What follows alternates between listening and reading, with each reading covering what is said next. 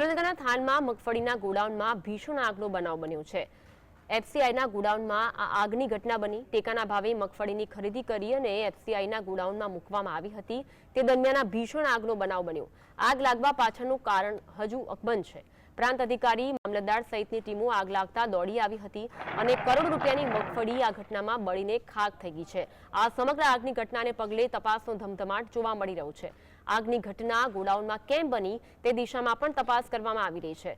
ફાયરની ટીમો આ આગને ઉલાવવા માટે રવાના થઈ છે અને ભારે જહેમત ઉઠાવવામાં આવી રહી છે। તો પ્રાંત અધિકારી, મામલતદાર સહિતની ટીમો ઘટના સ્થળે પહોંચી છે। આ સાથે સાથે આગ શા માટે લાગી તે અંગે પણ તપાસ કરવામાં આવી રહી છે। આગની ઘટના કેમ બની તે દિશામાં તપાસ કરવામાં આવી રહી છે। ગોડાઉનમાં, મગફળીના ગોડાઉનમાં ભીષણ આગનો બનાવ બન્યો છે।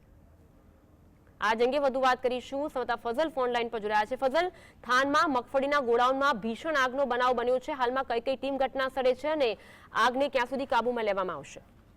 ખાસ કરીને સુરેન્દ્રનગર જિલ્લાના થાનમાં મગફળીના એફસીઆઈ ગોડાઉનમાં આગની ઘટના બની છે। જોકે ટેકાના ભાવે જે મગફળીની ખરીદી કરવામાં આવતી હતી તે આ એફસીઆઈના ગોડાઉનમાં મૂકવામાં આવતી હતી। અચાનક આગ લાગતા હાલ અફરાતફરીનો માહોલ છે તે સર્જાઈ જવા પામ્યો છે। જે ગોડાઉન છે તેમાં 50,000 જે બોરી મગફળીની ટેકાના ભાવે ખરીદી કરી અને પડી હતી તે હાલ બળીને ખાખ થઈ જવા પામી છે। જોકે આ જે આજુબાજુના વિસ્તાર છે ત્યાં અન્ય કપાસનું પણ ગોડાઉન આવેલું છે અને અન્ય રાયડાની ખરીદી કરતા હોય તે રાયડાનો જથ્થો પણ આ ગોડાઉનમાં પડ્યા હોવાનું હાલ સામે આવી રહ્યું છે।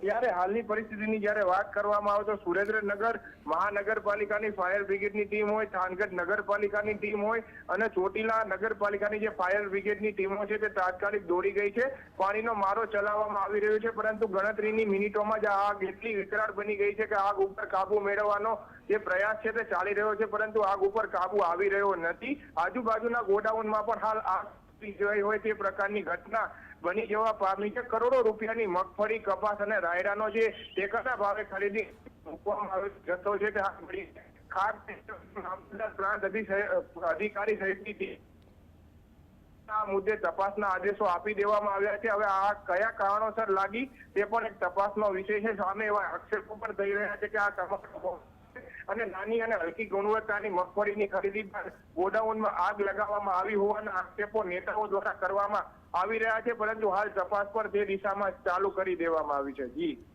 આભાર ફઝલ, માહિતી આપવા માટે।